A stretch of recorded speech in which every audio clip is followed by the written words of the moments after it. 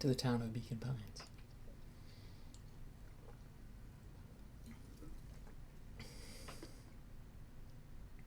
Am I a dragon IRL?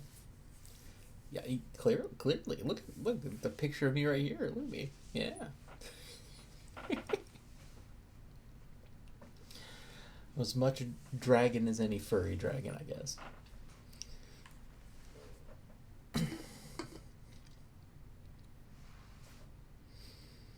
All right.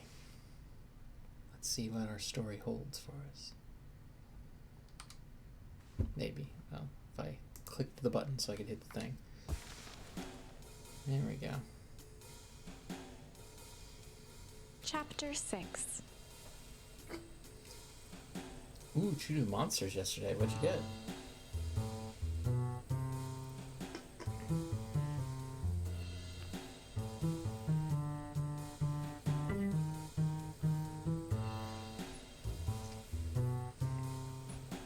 The heist. Right back to the heist. They spent the night's end huddled around that small map, formulating a plan to infiltrate the headquarters of Perennial Harvest. It would be no small feat, a modern facility equipped with all manner of technology. Oh, ginger brew. Yeah, that doesn't sound like my kind of thing either. Not to mention the swarm of clipboards that would most certainly be scattered throughout. Not the clipboards. By the time the sun began to peek through the car window used as a makeshift balcony door, all were in agreement. This could just work. The final day before the festival would be used to prepare. They'd need to pool every resource at their disposal, pull every favor with a thread. Even enlist some unsavory characters around town with important tasks only they were suited for. Hopefully it's a little better than going down the drain. Oh man, unsavory characters. Luckily, there was enough ill will and mistrust toward Perennial Harvest that alliances could be found at a bargain. Luca, Beck, and Rollo rubbed their eyes as they exited the treehouse. They hadn't slept at all that night. There was no time. What is this game? Well, it's a book. It's less a game than a book. But the problem is that the book doesn't have an ending, so I'm trying to find the ending. I've got my tree over here. Well, it doesn't let me use the tree, but it's kind of like a choose-your-own-adventure story in a way. It's very cute. We're in a town filled with secrets, and as you can see, part of those secrets has Rollo turned into a large old man as opposed to a child. Do you play or you just read all the time? Oh, you do play it. The festival was to begin in one day, and they each had their assignments. See, look, we were one button press away. Alright, quick recap. Rollo, you're gonna talk to Roxy. Cordially. Without her in fits, this whole thing could go bust. Me, cordial's my middle name. Uh-huh. How you explain your new... He waved vaguely at Rollo's sizable figure. circumstance. Bah, she'll be so happy I'm alive she won't even notice. I don't think that's true. You're older than your sister now, Rollo. Beck snorted an involuntary giggle. And Beck, you're sure Alona will just shoot this whole thing down when she hears it? She'll listen. When she understands the danger Nellie is in, the danger we're all in, the plan will make sense. Okay. He's me with Jeff and then Iggy. How are you gonna persuade them? I'll think of something. They each looked at each other with sleepy confidence and nodded. Well, Godspeed. Alright, they're off. With the help of Jeff. Okay. And Iggy and Tish. Excellent. But yeah, see, so here we have the tree of the book. And each of these little decision points, different things that are happening. And as I find out more information about Beacon Pines, I can go to different places. We're currently working through this branch up here for Malice. Ooh. Everyone loves Malice.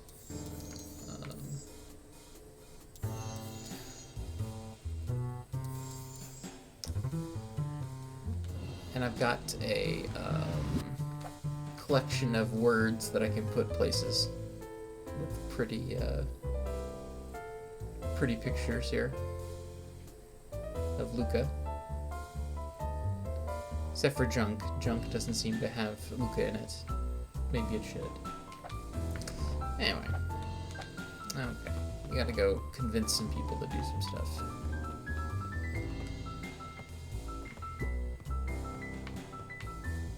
You don't want to talk to me anymore? Alright. Did I get new fishing gear? I did not. Luca wrapped some fish. Someday I'm gonna finish fishing in this flashback. Alright.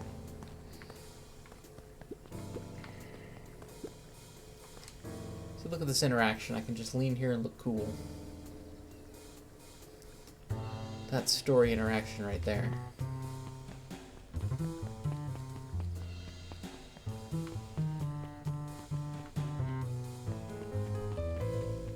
How's your book going? Undaunted, he shook his head. Over? No. Endings are merely a state of mind. This doesn't end till I give up. Wow. I admire the conviction. Wait, can you really pull through? That's a good one. Ah, Stardew Valley's good stuff. It's very good stuff. I played through it like right when it first came out. They've added so much stuff since then. I did a little bit of co-op with some friends. Ah, it's a great game. I'm excited about Haunted Chocolatier. I would like to be a ghost chocolatier at some point. Hello, Jeff. Hey, Jeff.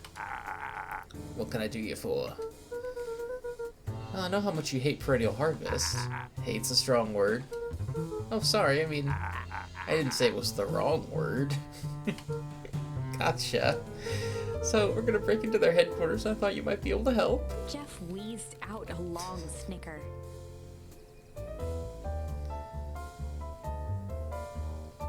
Oh yeah, you'll like Stardew if you like that kind of game for sure. It's got a lot of stuff going on in there. There's lots of good like mods and all kinds of stuff you can do if you want to customize it. I was playing with a mod that turned everybody into a furry for a while just for the heck of it. Why not, right?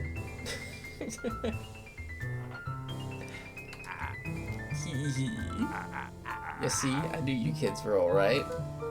Great, so you'll help? The joy in Jeff's face drained instantly. Not a chance. But one good reason I should risk my hide aiding and abetting you rascals.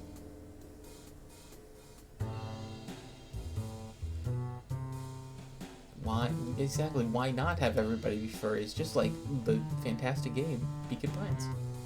Looking into the sullen eyes of his would-be accomplice, Luca blurted out the first word that came to mind. Okay.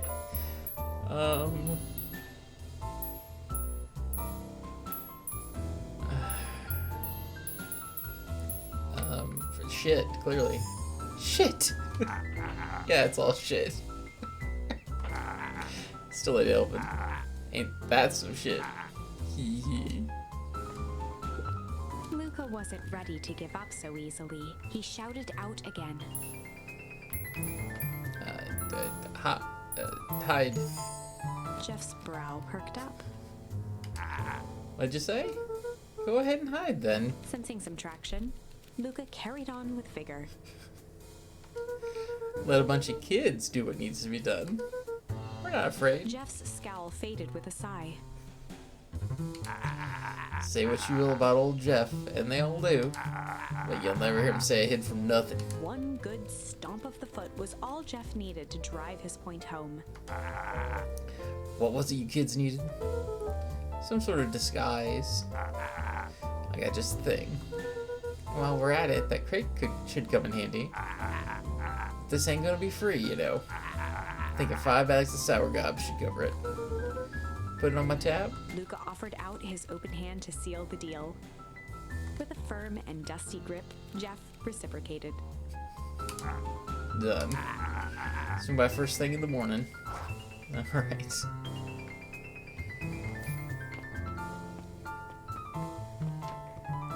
Truly got this heist going on.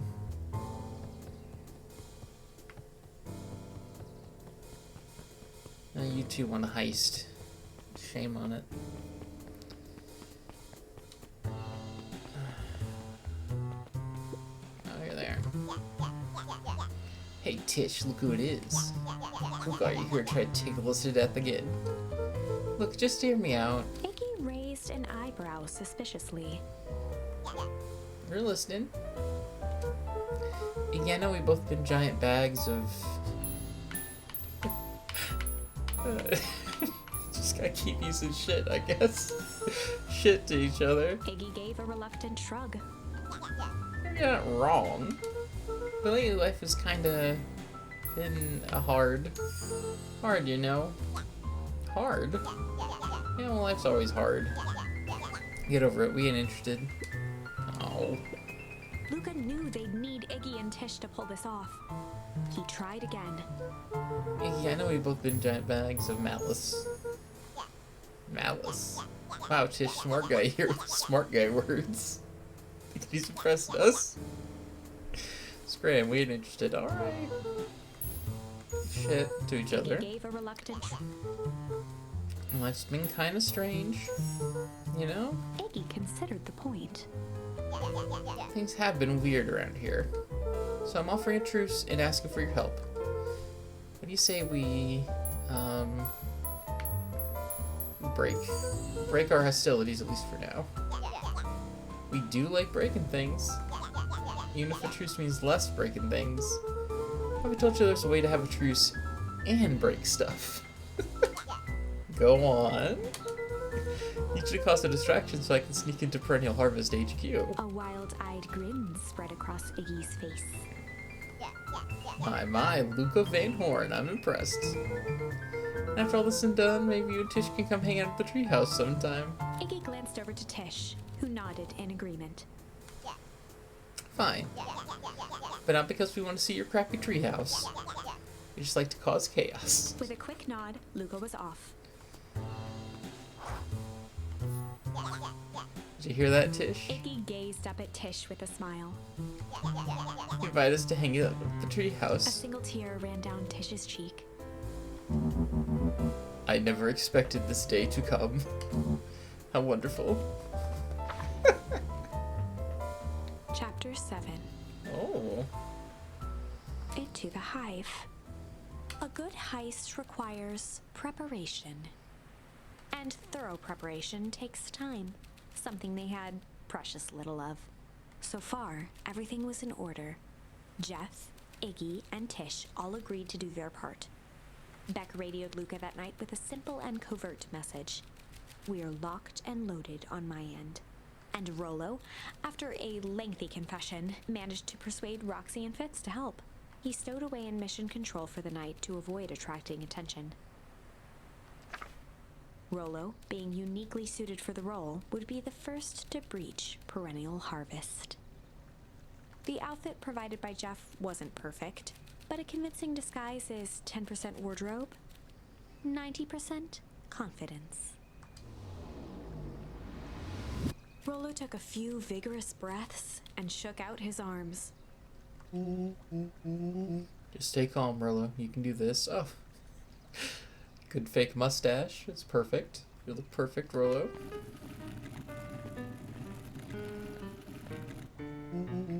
Got your delivery here. A delivery? Oh, I didn't have anything in my notes about a delivery. One moment.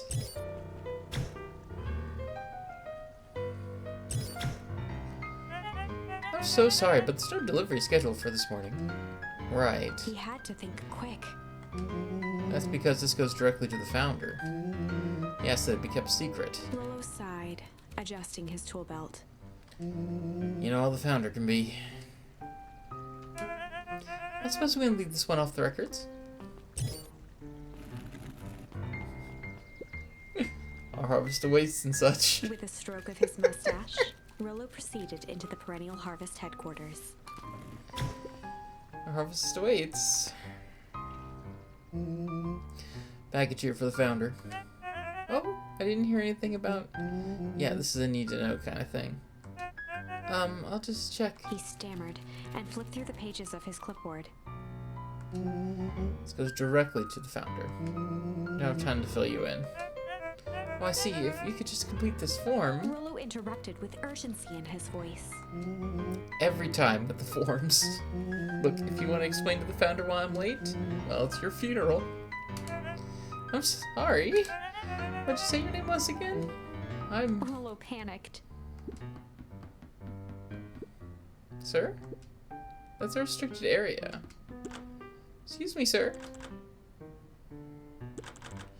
Our harvest awaits. You like this candle, Tish? Yup. Suck on this perennial ham fist.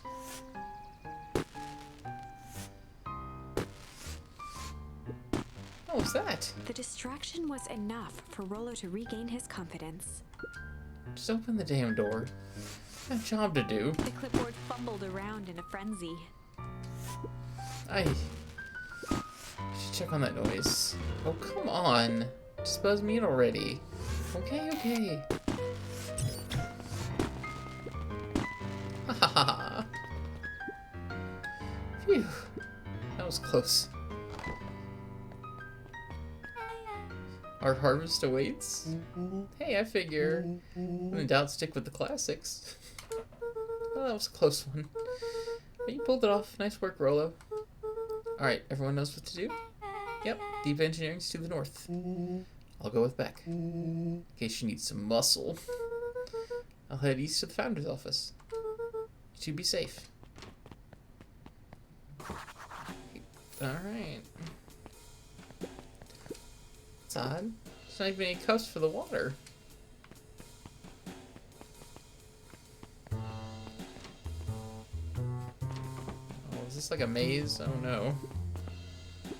The whole place just feels fake, but of all things, a fake plant? Yeah. You would think a fertilizer company would not have a fake plant. Oh.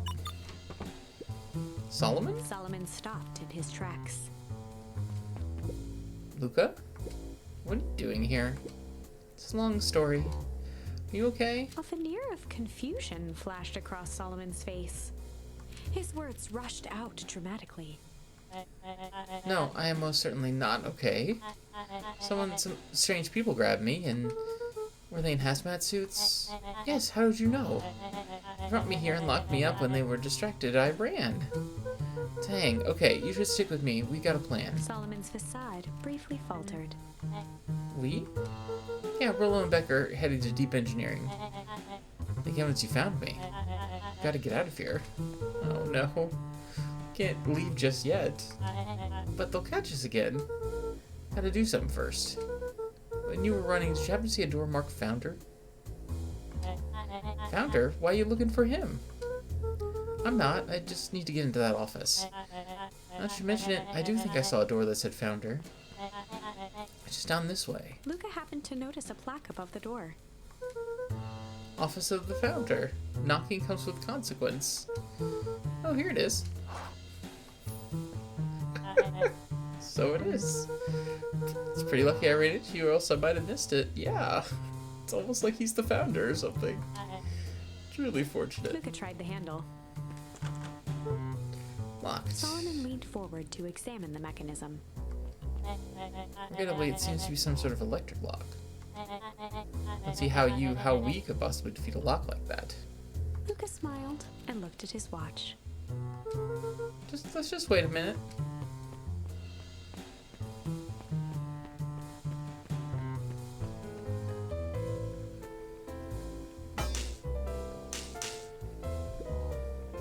I don't know what sort of funny business you're up to, but I like it. She mimed a quick hat tip and ambled off with a whistle. Howdy. Good afternoon. Thanks, Beck's mom. The light on the keypad changed from red to green. How'd you do that? It's good to have friends. Quick, let's get inside before someone spots us. Sigh. Luca switched on his walkie-talkie. Orlo, I'm in. As expected, there's a control panel. Great timing. We're stuck at a locked door marked 24601. Need you to get us through. If someone catches us, we should get out of here. I'll leave my friend Solomon. On the computer screen, a green cursor blinked in a password field. Surely you don't have a way to get around the password. Luca pecked out his best guess. Underground secrets. The screen blinked to life. Columns of green numbers glowed on a black background. How did you just guess that? Oh, it's this absurd password Rollo heard when he was down here before. It's funny how someone arrogant enough to call themselves the founder uses such a basic password. Yeah, take that. Or they were thinking several moves ahead, not expecting anyone to guess something so simple. These villain types always end up outsmarting themselves. Sure. Solomon's jaw clenched into a half smile. How seductive or as impressive as your luck? Luca quickly scanned the columns for number 24601. Rollo, I think this should do it. Bingo bango, doors open. Luca, you never fail to impress. What's that slippery lout even doing down there? We have a friend whose mom's in trouble. We're here to get her out. I see. Okay, Luca, I think we're close. Next door is marked 13806. Once again, Luca scrutinized the numbers on the screen. In that moment of distraction, Solomon reached forward and pressed a large red button. Maybe this one opens the lock. Crap, we've got company. Luca, must go faster. It's like I can't think with all the noise. He quickly skimmed the screen with his finger. Here it is. 13806. Go, go, go. Curse these fumbling hands. My apologies, Luca. Yeah, yeah. Don't beat yourself up. I know you were just trying to help.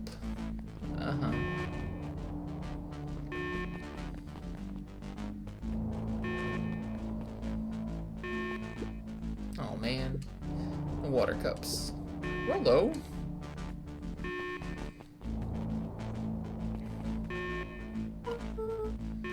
Rollo, are you okay? Rollo, come in.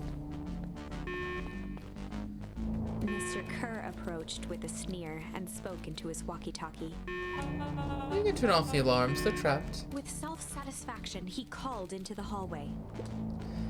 That, my dears, is the dead end. Nowhere to run. Rollo, where are you? Are you okay? Yeah, I think we lost him.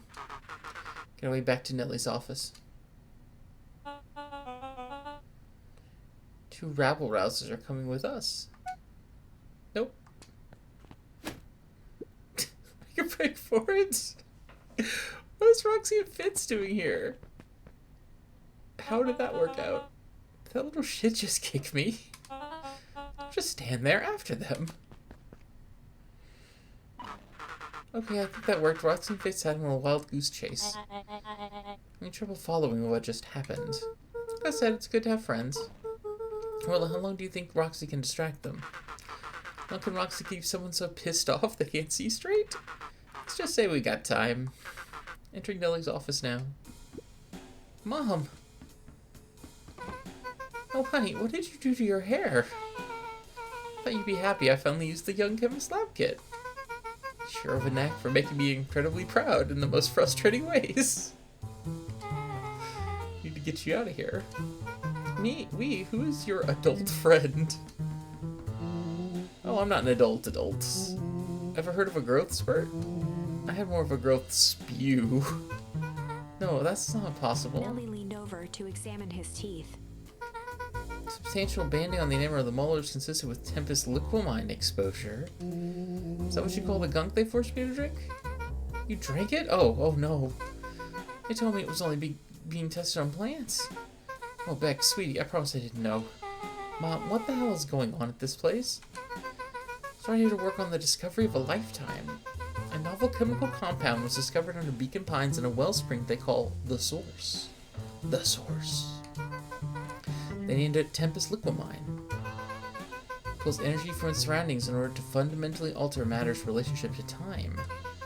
The secret to Valentine's fertilizer. They harvested the source, infusing small amounts of Tempest Liquamine into the product. Worked wonders, drastically accelerating plant growth. Crops will be ready to harvest in a fraction of the time. But it led to complications. The foul harvest! Friendly Harvest came in to clean up the mess to succeed where Valentine failed. But Tempest Liquamine is rebellious. Rebellious? You can think of it as a manifestation of change itself. Its falls are by its very nature. So the more you try to force it to do a specific thing, the more it resists, yeah. I can relate to that. I will also finish the work of my predecessor, Dr. Prescott, harnessing Tempest Liquamine to reliably manipulate an organism's age. Just imagine how many people we could feed. Mr. Kier was very insistent we achieve a successful result before today's festival. No, you didn't, right? Nellie sighed. You know how much I love a good puzzle. Poured myself into the problem. It wasn't long till I discovered oddities in Dr. Prescott's notes. Oddities? They contain obvious errors, mistakes that someone of his reputation would never make. So I fixed them, and now I get to replace my entire wardrobe. Really, I'm truly sorry. Those clothes were all hand-me-downs anyway. Sounds like Dr. Prescott figured it out, got cold feet, and intentionally sabotaged his own work. I considered that possibility. I've sent a letter asking him to clarify his thinking. Mom, Dr. Prescott's dead. Kier had him killed. What? I heard them talking about it on the radio. That's why we gotta get you out of here. I just... like, now. Wait, the vial. Finally solved the chemical equation allowing direct control of aging. Mr. Kier picked it up just before you came. All the more reason we gotta hightail it. Luca, we got Dr. Modwell. Heading your way now. Roger, Bat. Be careful. Alright, everything's on track. What's your plan for escape? I'll go over everything when they get here. Meantime, maybe we can dig up some more info. Luca tugged on each of the cabinets. Dang, this must be the good stuff. They're all locked.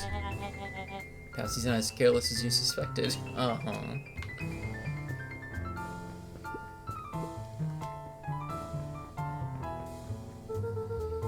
The founder was helping Kier plan the festival.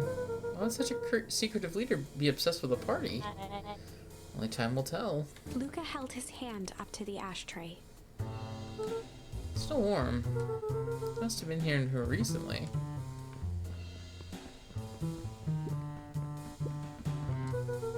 Malice AD proof whiskey. Hard drink for a hard man. Wow, even his alcohol is arrogant. Solomon muttered inaudibly. I should just smother you right now. What's that? I said I shouldn't bother you right now. Don't be silly, you don't bother at all. Like this got darts thrown at his son. It's good. I really saw you got dragged into this mess, Solomon. You needn't worry about me. Well, I feel bad either way. We're gonna get you out of this, I promise. With a subtle, quivering lip, a smile crawled across Solomon's face.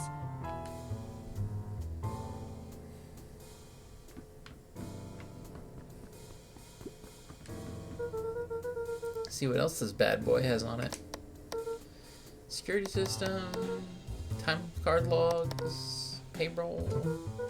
Now for me so evil, this guy sure is boring. Solomon once again muttered under his breath. Just you wait. Huh? Oh, nothing. They heard the trampling of frantic footsteps from the hallway. Lock it, lock it, lock it! Locked. That was close. When we left Nellie's office, it was swarming with clipboards. Barely got away. Did they follow you? Hello. Before we start tossing blame around, is it possible someone ordered a pizza? I'd love to hear your thoughts. Definitely not pizza. What now? Look at me, I'm officially retiring from the heisting business. We're so sorry for the inconvenience. We just have a few quick questions. Just let me think. Someone watch the door? Of course. Everyone else huddle up. Oops. I think this little caper's gone on long enough. Solomon, no. Hush now, child. The adults are speaking. Dr. Modewell, a brief reintroduction is in order. Never met in person, but we have corresponded. You see, it was I who hired you. Solomon, the pathetic orphan child. The powerful and enigmatic founder. Sharper, the fallen progenitor who created this town. Perennial harvest, Valentine fertilizer. All connected by a single thread. Yours truly. But that's... Her eyes searched the floor in thought. Solomon watched eagerly, waiting for the flicker of epiphany. With a sickened look, she peered into his soul. Ah, yes, now you got it. Tempest, look, mine, you discovered how to reverse the process. Solomon clapped with genuine delight.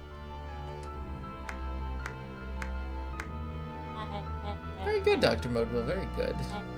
Though the discovery wasn't intentional. Solomon glanced down, examining his youthful form. The effects went a little too far for my tastes. That's why you needed me to finish Dr. Prescott's work, which you did admirably. Mr. Care, the vial, please. Kerr presented it with a theatrical twirl of the hand. May I present to you the eighth wonder Before of he the... could finish, Rollo snatched the vial from Kerr's palm. Oh, this stuff sounds pretty valuable. Be careful, you fool. No idea what you have in your hand. Actually, we do. Just a whole evil villain monologue thingy about it. Rollo casually tossed the vial to Luca. Gosh, maybe I'll have a taste. Luca jiggled the vial mockingly. Seize him. Luca! Over here. Move another inch and I'll smash it. She held it tightly behind her back. Solomon sighed, speaking in crisp, measured syllables. You have no plan. I'll smash it, I swear. Fine, risk killing us all. Or if you're lucky nothing happens, then what? Capture you and grant you much less leniency. He pursed his lips with feigned sincerity. But I give you my word, if you hand it over now, none of you will be harmed. A deep uncertainty washed over Beck. You're a smart girl, Beck. There's no shame in being outwitted by someone smarter than you.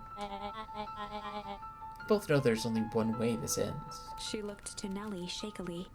With a dispirited nod, Nellie sighed in defeat.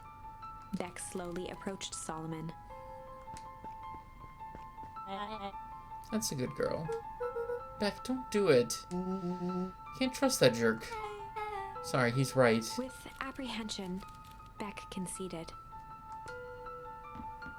Solomon pocketed the vial and brushed off his shoulder with a sharp flick. Mr. Care, you have allowed yourself to be humiliated by a group of children. Report to my office tomorrow for a performance review. The blood drained from Kerr's face. Of course, sir. But first you have a speech to make. Trot out there and give me the introduction I deserve. And don't forget to smile. Yes, sir. To think all of this is thanks to the efforts of Mr. Van Horn. Don't understand, how is this all because of me? Ah, I said Mr. Van Horn, silly child. Dr. Walt Van Horn. Your father was always a thorn on my side. Offered him an opportunity to be part of something great, but the fool was blinded by righteousness. He even broke into my laboratory in an attempt to sabotage my work. Solomon shook his head with gratification. But the universe has a funny way of correcting course. By meddling with a force he didn't understand, Walt showed me its true potential. As fate would have it, Luca, your father's dying act was to grant me eternal life. A muffled applause resonated faintly through the walls. Well, that's my cue. I After the festivities and my subsequent ascension, I will return to deal with you all. Till then, I suggest you use this time to reflect on the magnitude of your failure. 3 keep post outside the door.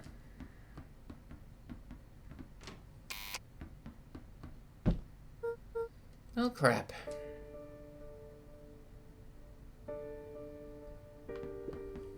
Nellie was staring at the floor, deep in thought. Sorry, Luca. Give me a minute to calm my mind. Can't believe Beck sold us out like that. Not sure she had any other choice. So what now? What's the plan? Don't have one. Of course you do. You always have a plan. Orlo, you just need some time. Orlo, it's over. We lost. Hey. Sorry, Luca. Did what I had to do. I know, it's just we were so close. Kind of feeling that eventually Solomon will get what's coming to him. Time wounds all heals. Seems like less of an issue for him now. Look, there's something you should know. After Mr. Kerr locked me in that office, I had nothing but time and curiosity. I poked around a bit, hoping to find a means of escape, but I found something else. A note hidden in a false drawer. What sort of note? Dr. Prescott must have sensed his time at Perennial Harvest was growing short, so he left behind a letter with the hope it would be found by his successor. It was a confession of sorts. He left it for me, but its contents... Luca, I think they were meant for you. Why? What did it say? It was about an incident with your mother. Dr. Prescott found her in his lab with a stolen keycard. There was an accident. She had been exposed to extreme amounts of Tempest liquamine. The color dropped from Luca's face. She survived. Dr. Prescott decided to help her recover. He no longer trusted Perennial Harvest, so he kept her whereabouts a secret. Over time, your mother led him to reconsider the purpose of scientific discovery. Science is often at the vanguard of change, but that doesn't mean it's always right. He realized nobody should have control over something as powerful as time itself. I now believe that's why he began to intentionally sabotage his own work. And it cost him his life.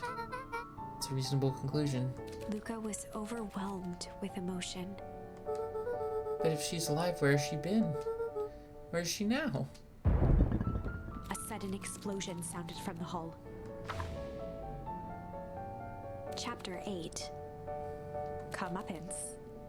Ears still ringing, Gran picked herself up off the ground.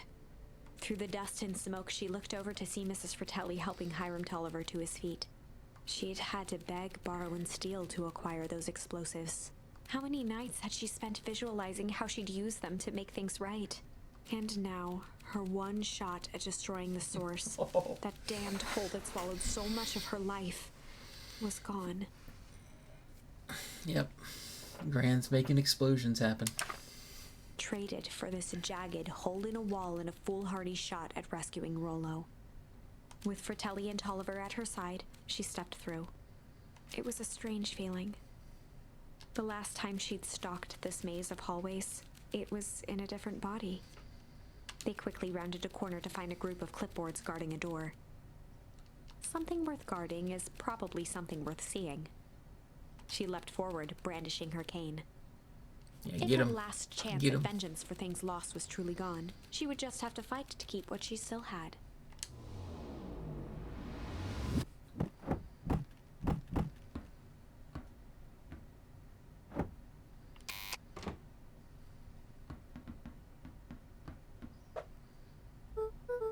Gran, what are you doing here? Luca, what are you doing here? We're here to save Nellie. We're here to save Rollo. Hey, Miss Lucas Gran. It's awfully nice of you, but I'm fine. Oh no, what did they... Gran, there's no time to explain. We have to go now. Come on, everyone, we got a party to crash. They made their way out from deep within Perennial Harvest, just as Solomon finished up his speech. Thankfully, we can dispense with formalities from here on out. Solomon pulled a glass vial from his pocket. We've got to stop him. In one smooth motion, he downed its contents. A triumphant smile grew across Solomon's lips. No! I guess that's it. We lost. Wouldn't be so sure about that. With a mischievous look, Beck elbowed Luca. Remember when I had the vial behind my back? I might have tweaked his wonder potion with a little... okay. A little junk. I might have tweaked his wonder potion with a little junk. You can see the look on his face when he realized he's drank his old cigar ash. How'd the ashes get into the vial? It's pretty easy to mess with the vial when it was behind my back. Oh, that's sneaky. Well, it's a bad habit anyway. Pa always says bad habits are like 50-yard field goals. Huh? Hard to kick. Y'all can call me Sharper Valentine. His body and face began to contort and expand as he disappeared into a belching green mist.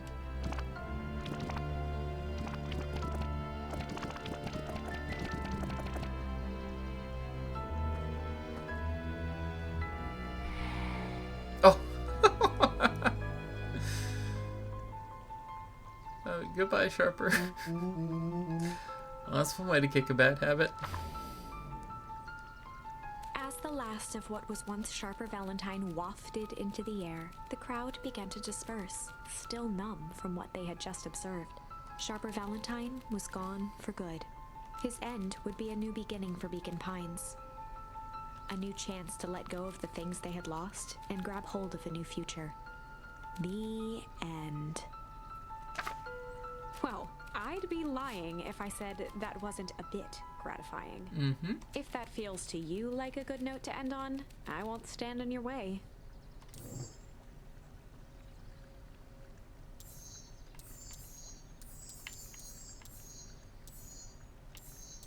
No, we gotta see the rest of it.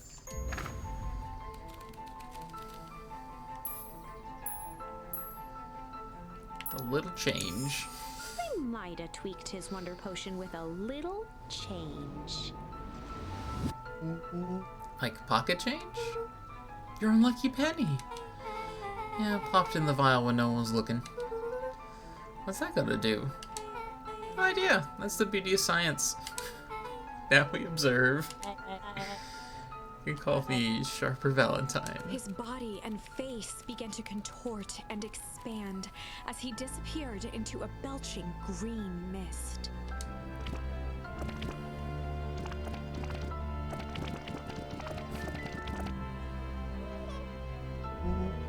Holy crap, he's a baby?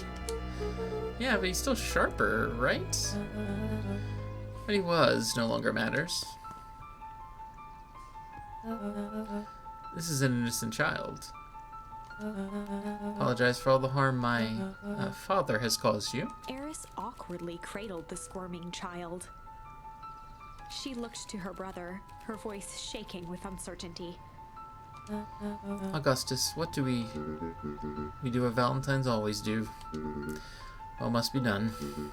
I'll hurry home and prepare a crib for father, or young Sharper. That would be a great help.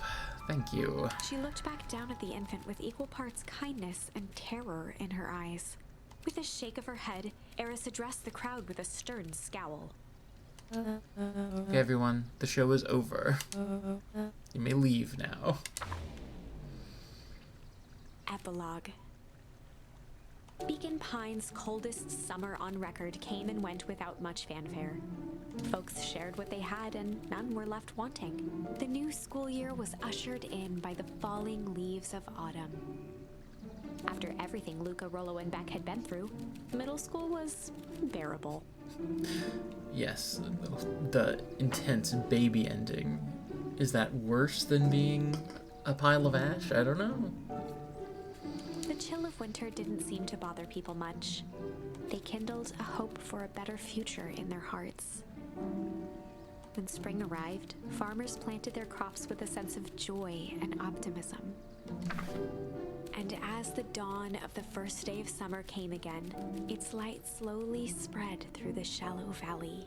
It crept over the town square, across the river, past the neglected welcome sign, and came to rest on a young boy sleeping at dawn, his mind at peace, knowing he is here for a reason.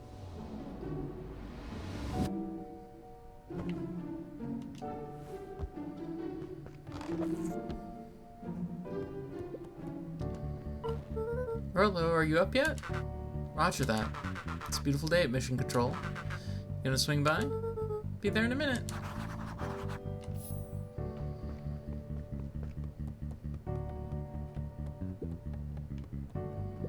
Eleanor had moved back into her bedroom. And now that she wasn't sneaking out late, she even slept there most nights. That's nice.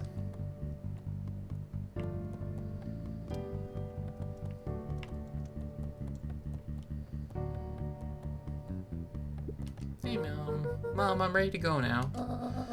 You go on without me. I'll meet you there. Got a batch of jam to finish jarring. It's funny. I only started making jam as a way to send messages without anyone noticing. Now I enjoy it. Well, if Eleanor is still old, I feel like that means Rolo is still an adult, which is, something.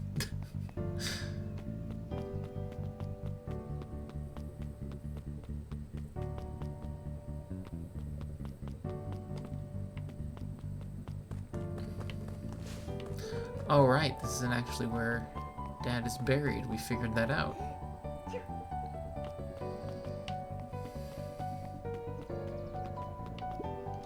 Phew. Heard you and Rolo have big plans for that little treehouse. Yeah, it's starting getting crowded after you revoked the mass capacity 1 Rolo and 1 Luca rule. So we decided to expand.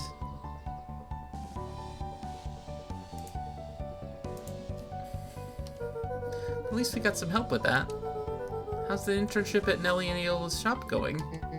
It's been great. Hoping it helps me get into the School of Agriculture up at State. Also, Nellie said she'd write a letter of recommendation, which would be huge. Just can't help but worry about leaving Rolo. He's grown up so fast, but he's still my little brother. Yeah, he had a heck of a growth spurt. I just mean grown literally. This morning he was up and finished his chores before I even had breakfast. Some of that might be his excitement about the treehouse renovations. Don't tell him this, because it'll go to his head, but I'm really proud of that little punk. Sure, he feels the same way, but he's just too damn proud to tell you. I know. Hi, Kat. Are you proud too? Wow. Hey, yo. Hey, yo. Hey, Gus. How's the tree planting going? Couldn't be better. So grateful to Leon and Nellie for letting me help. Just wasn't built to be a mayor. Too much bureaucracy. Guess we finished up cleaning the sidewalks. What's next? When Perennial Harvest collapsed, most of the clipboards skipped town. But some stuck around and dedicated themselves to making things right. Anyone with a knack for art can help paint the new offices. You can count on us. Looks like you really found your calling. I never really felt comfortable telling people what to do. Now this right here. This is something I can be proud of. Well, it's nice that he's feeling happier about it. How's the nap been this morning? Most underrated part of a good nap is the view. He's getting greener every day. Nice. So you decided on a name. Yep, we had to clear out all the old stuff before putting on the final touch. Slow and Dirty Harvest is now official. Oh, let's see the cat. Oh, I don't know. She ran away already. Oh, there she is. How can I get you on stream? I don't know, lady.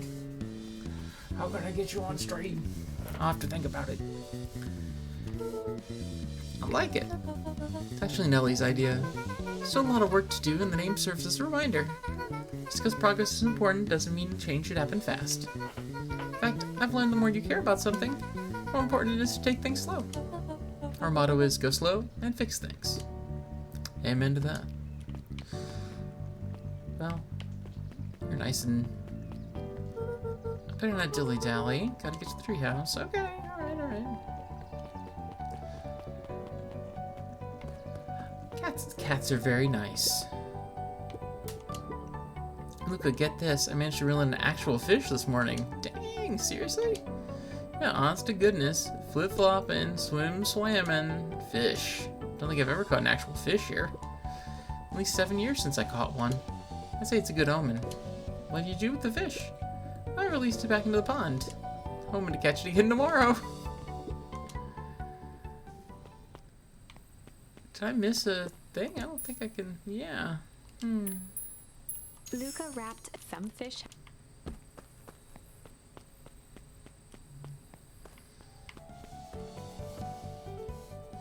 A little higher. Yep. A little lower. Yep. A little higher. Yep. I'm telling ya, the angle isn't the issue. We need more power to the radio. Luca, there you are. Would you tell him it's not the angle? Hey, I'm not in charge of antenna redesign. Fine, fine. Iggy, just don't do anything drastic till we get back. Who, me? Tish, you're in charge while I'm gone. Yup. They'll be fine, right? I'll be fine. It'll be fine. If we really let mission control turn something bigger than better, we have to loosen our grip a bit. You're right. Lead the way.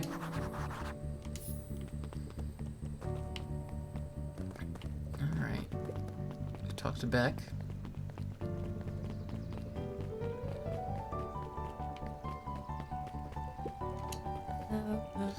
Young Mr. Van Horn.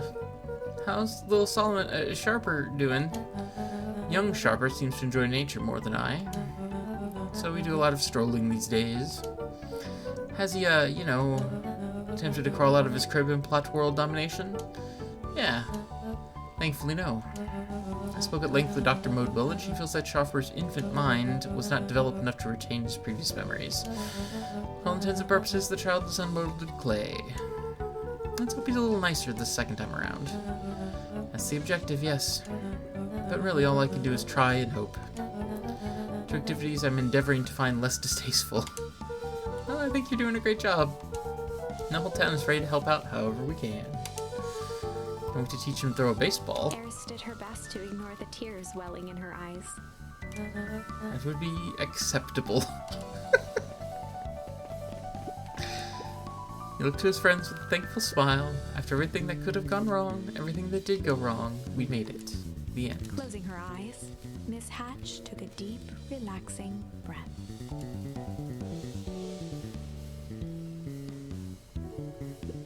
Oh, hello, Luca. How are you? Really good, actually. That's wonderful. Did I miss anything? I think you're pretty much up to speed.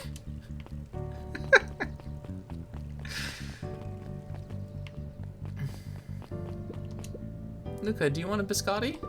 On the house. Don't really have time. Sario, you've got to come see this. I finally did it. I pulled the perfect espresso. Aloo me. If I didn't know better, I would think you're proud of something. As if I know. Go to nap and hope your headache goes away. Yes, please do. Get some rest. And hopefully I'll talk to you again soon, AJ. Thanks for hanging out. Have a good day. It's too late. You're now officially a person that cares.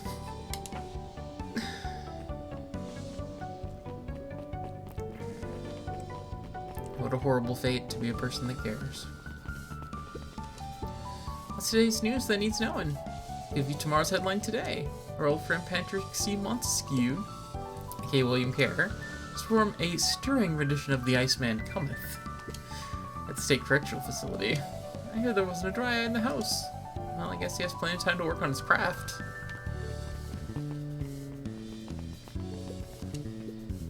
On. I just swung by. More follow-up questions for your story? Nope, I got everything I need. Thanks again for that. Sent your draft of the story to a reporter in Capital City, and they offered me an internship. Of course they did. You're an amazing reporter. I don't know about all that. Story about a phony corporation that picked up an entire town of people and moved them to cover up a massive illegal mine shaft full of incredibly hazardous chemicals Sort of writes itself if you think about it. Just don't forget us when you become a fancy big city reporter. Cobble City isn't that far away. You're gonna have to come back from time to time to check in. See what sort of new trouble you gotten yourself into. Sorry to disappoint, my adventuring days are over. Ha, we both know that's not true. What makes you say that? Call it a reporter's intuition. Mrs. Fratelli glowed with a carefree smile. Is that your suitcase? That is 2 weeks of unencumbered tranquility. Excuse me? Would you be so kind as to take my order? 2 weeks of sand, margaritas, and forgotten obligations. Hell yeah. Excuse me. I'd love to have a place in order. Mrs. Fratelli sighed with a zen-like calm. Just as soon as the lunch rush ends, I'll be a feather on the wind. You're going on vacation? First time in years. Now I got you and your mom to thank. Why's that? She didn't tell you yet? That you were gonna fill in for me at the diner while I'm gone. Just like old times. That's fine, I'll wait. Oh, clipboard man.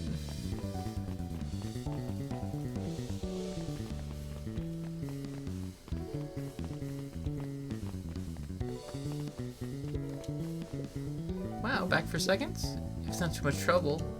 For the longest time, I didn't understand the appeal of ice cream. It serves no purpose, other than be briefly enjoyed, and then it's gone. It's pretty tasty while it lasts. I'm inclined to agree. Hey, look, I can...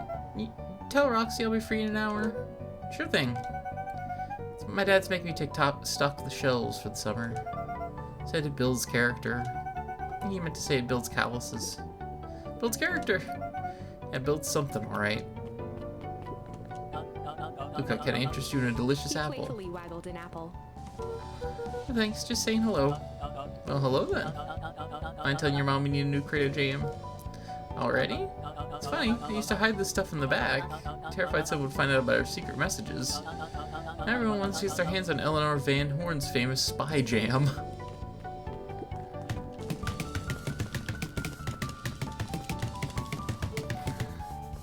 Touching.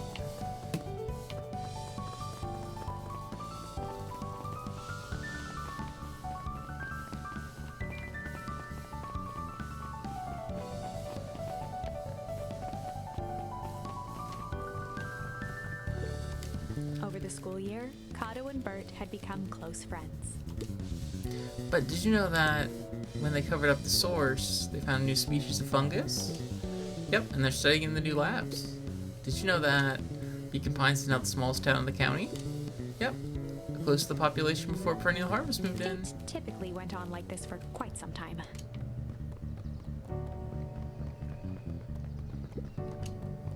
Luca peeked over Piper's shoulder. Laid stealthily inside a large volume of mathematics was the first issue of Hank Atomic. Piper, are you reading Hank Atomic? You might not tell anyone? Kind of get a reputation to uphold. Oh, it's nothing to be ashamed of. Just about every kid in town reads Hank Atomic. Honestly, I'm excited for you. What I'd give to start over fresh. Experience it again for the first time. Because that's the downside of finishing something nice. At least now I can enjoy it again through you. Promise to tell me about it as you go. Sure thing.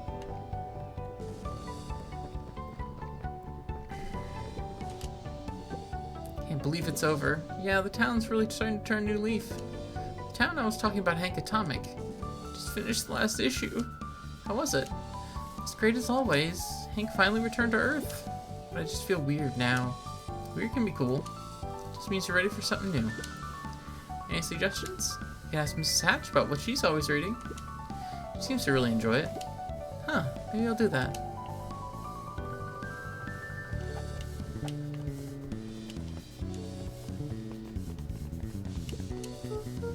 Hey, Mr. Nuncreed. I'm gonna go see my dad in a bit. You just wanna come with?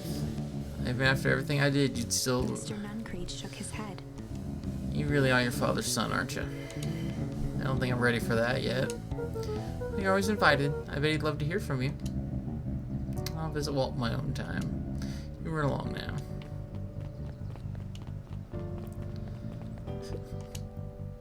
With Perennial Harvest gone, the transportation tubes were left unused. Come on, come on. No one's too big, no one's too small. For just Ronald ride. Maybe not completely unused. Just one piece of candy for the ride of your life. Who's next? Guess what? Yesterday I saw a Dinocetes Titus. And that's good? It's great! I haven't spotted one of those in years. At this rate, Beacon Pines is going to become the bug capital of the county. Yeah, that's what everybody was hoping for. Hey, Beck. I have news I think you'll enjoy. This morning I unpacked my last box. You're officially moved in. Just a box. Let's not blow this out of proportion. Sounds an awful lot like pulling down roots. I guess I decided this place is root worthy. You'll be stuck with me for the foreseeable future. I do have to warn you, most years aren't going to be as interesting as this one. I think I'll manage. Ready? Before we go, there's a bit of a surprise.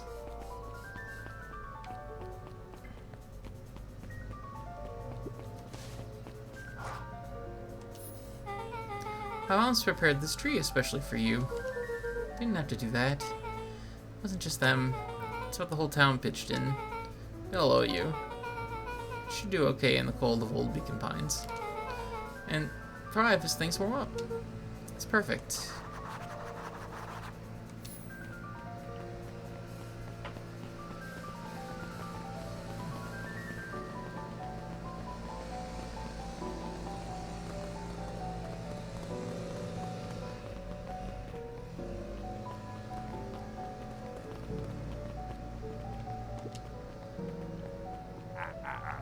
You got it. That's a good looking tree. Your special occasion and whatnot, the ride's on the house. You want to hang on tight to that little tree.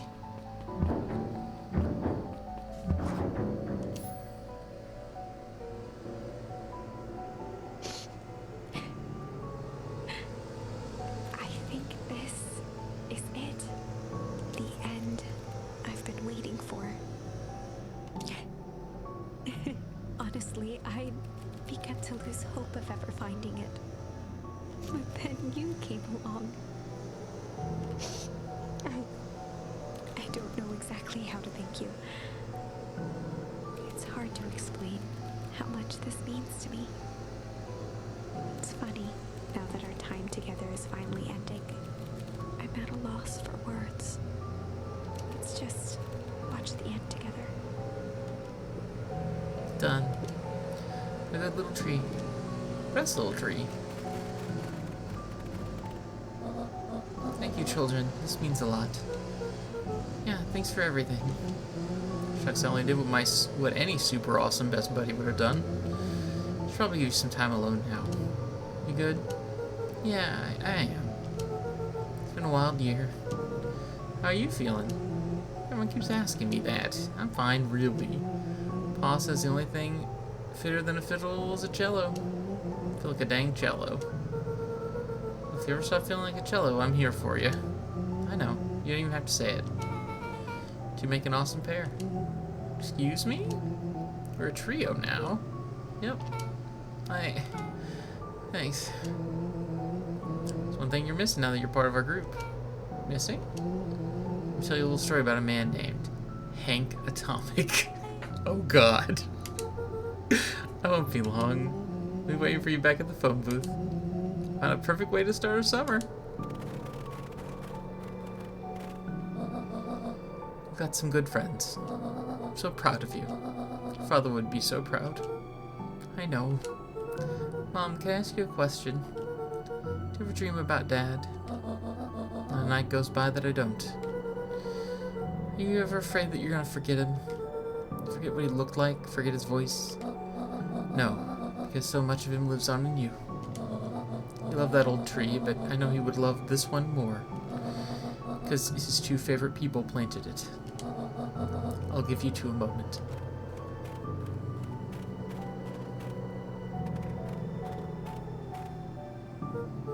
Hey, Dad. Dr. Mobile says that over the next few years this place should warm up. So you won't have to be so cold for much longer. I think I finally understand why you left that night. There were things you believed in, things. Those beliefs were the things that made you you. If you wouldn't have stood up to Sharper, stood up for what you believed in, you wouldn't have been the same person anymore. You had to go. But that didn't mean you loved us any less.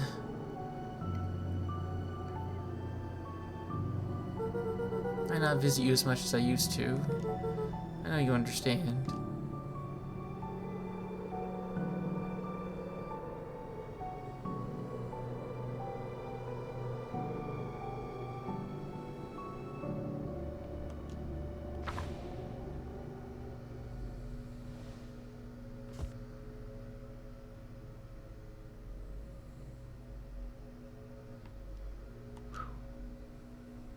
Oh. What a wonderful game. Well, that was fantastic all the way through. Wow. I very much enjoyed that.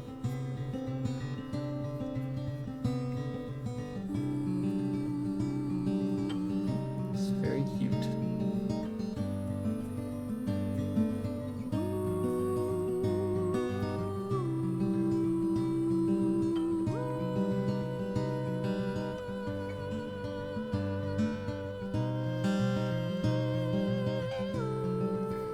Goodness.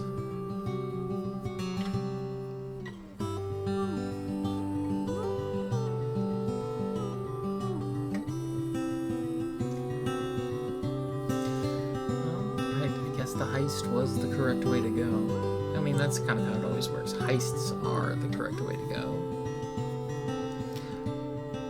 Like, there were consequences. I kind of liked that they didn't, quote-unquote, fix Rolo. I mean, like, it also sucks, but, like, it's consequences for things. And, you know, feeling a lot of the stuff about loss of a father right now, too, so it touched me in that way as well. It's very good. I don't think I'm on this backers list. I think I missed this one. I'm on a lot of backers lists. Not this one. Yeah. Oh, there's someone named Wu. That's nice. See? Lots of bears. It's always good.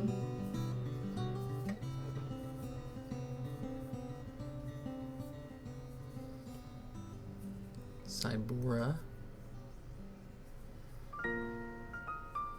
Dying of feels. Yeah, that's me. Yeah, dying of feels. Yeah, thanks for playing through this little story with me. It's a very good story. I very much liked it. Hope my narration wasn't too annoying. I have fun narrating. So you just got to deal with it. I have a lot of fun doing that. The more I play games like this, the more narration I'm just going to have to listen to if you're actually watching this. So that's obviously kind of on fire.com. Yeah, you know. Sure. Okay. Made up games. Margaret Wood.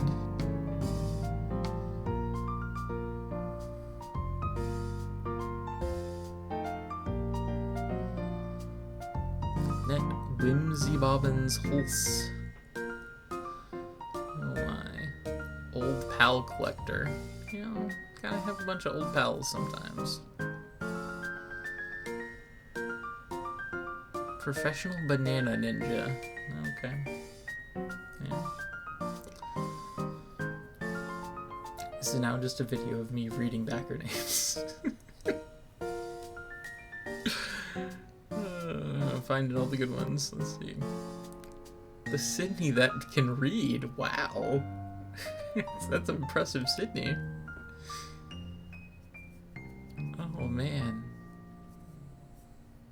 Ah, beautiful.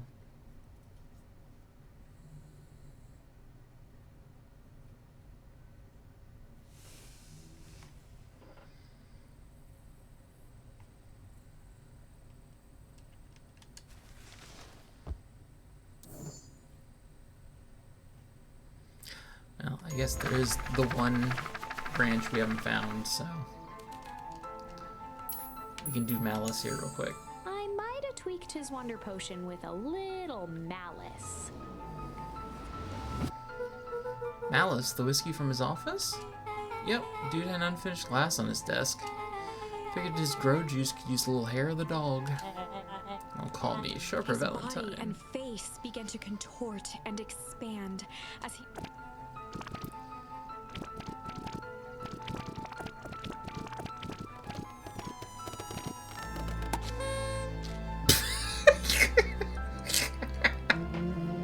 That's what I call any poof whiskey.